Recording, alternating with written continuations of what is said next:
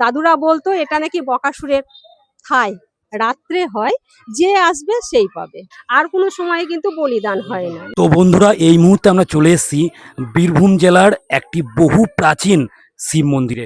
কোথায় এসেছি? কোটাসুর মদনেশ্বর শিব মন্দিরে। এখানে মহাভারতের একটা বিরাট ইতিহাস কিন্তু লুকিয়ে আছে, চারিদিকে কিন্তু আজও কিন্তু সযত্নে সুরক্ষিত করে রাখা আছে। আমি সবটাই জেনে নেবো স্থানীয় এক কাকিমার কাছ থেকে। এই যে মন্দির চারিদিকে যে মন্দির চত্বর, সেটা কিন্তু মহাভারতের সঙ্গে সত্যি কি লিঙ্কেজ আছে?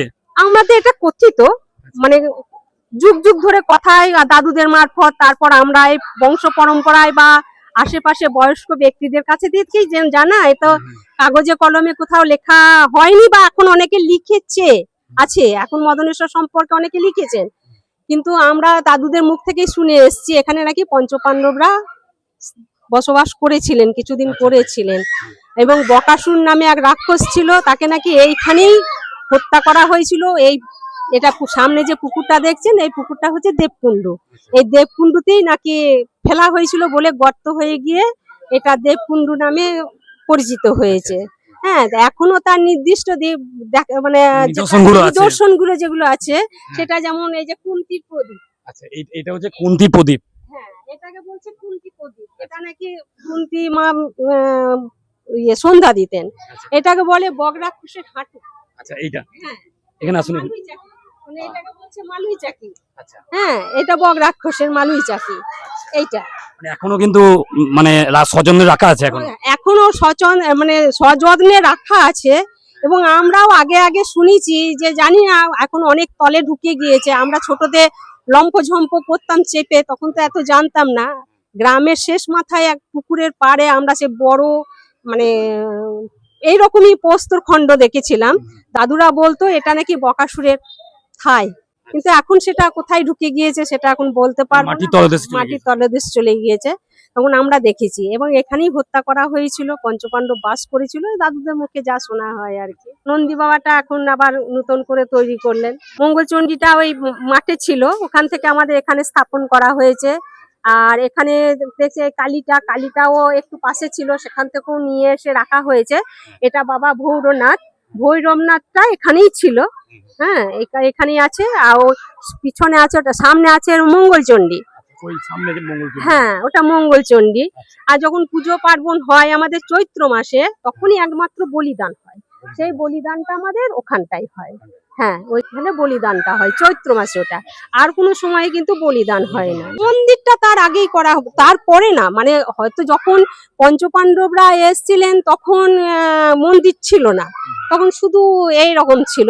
তারপর গ্রামের পক্ষ থেকেই হোক যাই হোক মন্দিরটা করেছিলেন। তারপর আমার দাদু ছিলেন বিষ্ণুপদ মণ্ডল, কিছুটা সংস্কার করেছিলেন। তারপরে শরৎচন্দ্র মণ্ডল ছিলেন, উনি কিছুটা সংস্কার করেছিলেন।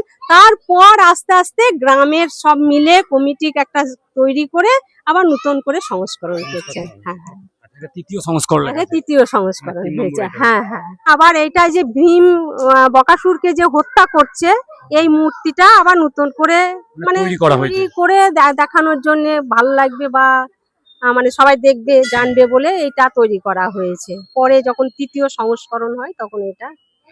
এই জায়গাটার লোকেশনটা কোথায় একটু ভালো করে বলে দিন। কোটাসুর সাঁইথিয়া বহরমপুর রোড যেতে মিডিলে পড়ে, এবং ওখানে একটা সাঁইথিয়া রোড থেকে বহরমপুর যাওয়ার আগে কোটাসুর ঢোকার মুখে একটা তোরণ আছে। হ্যাঁ, একটা তোরণ আছে, ও তোরণের সোজা করে এলেই মদনেশ্বর শিব মন্দির দেখতে পাওয়া যায়। তো এখানে যে বাৎসরিক পুজোটা, ওটা কখন হয় বা ওটা কেমন? বাৎসরিক পুজো বলতে ধরুন ফাল্গুন মাসের শিব চতুর্দশীতে প্রচুর জল ঢালা হয়, তখন মানে বাঁশ দিয়ে ঘিরে সুন্দর ব্যবস্থা করে জল ঢালা হয়। তখন কিন্তু অন্য কোনো অনুষ্ঠান হয় না। চৈত্র মাসে আমাদের সংক্রান্তিতেও একটা হোম যজ্ঞ এরকম একটা হয়। আর শ্রাবণ মাসে জল ঢালা হয়, একটা রাখি পূর্ণিমার দিন কমিটি ডেকে একদিন অনুষ্ঠান হবে, সেটা জানিয়ে দিয়ে জল ঢালা হয়। মানে আশেপাশে গ্রাম মাইকিং করে সেটা বলে দেওয়া হয়।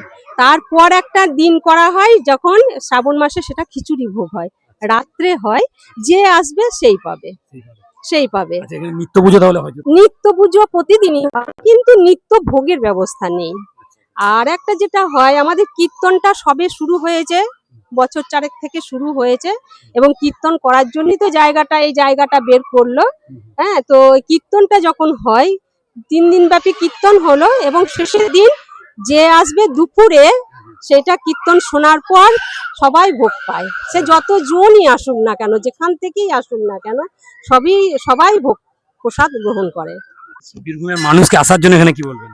সবাইকেই আহ্বান করব, শুধু বীরভূমবাসী নয়, আমাদের আশেপাশের গ্রাম মুর্শিদাবাদ বা আরো যারা আছে অনেক দূর দূরান্ত থেকে আসতো। এখন কাছে আমাদের একচক্রা গ্রাম হিসাবে যেটা আছে সেটা কিন্তু এই কোটাসুরের গ্রামটা পড়ে যায়।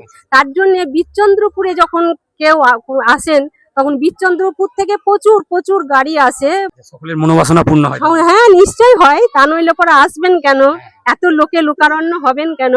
এই যে শিব মন্দিরটা, শিবটা যেদিন যখন বেরিয়ে এলো, হয়তো কিছুদিন লক্ষ্য করলে দেখতে পেতেন যে কাতারে কাতারে লোক, মানে এটা কল্পনা করা যায় না যে কাতারে কাতারে লোক। এই যে কাতারে কাতারে লোকগুলো আসছেন, নিশ্চয়ই কিছু একটা টান না থাকলে তো আসতে পারে না, মাহাত্ম্য না থাকলে তো আসতে পারেন না।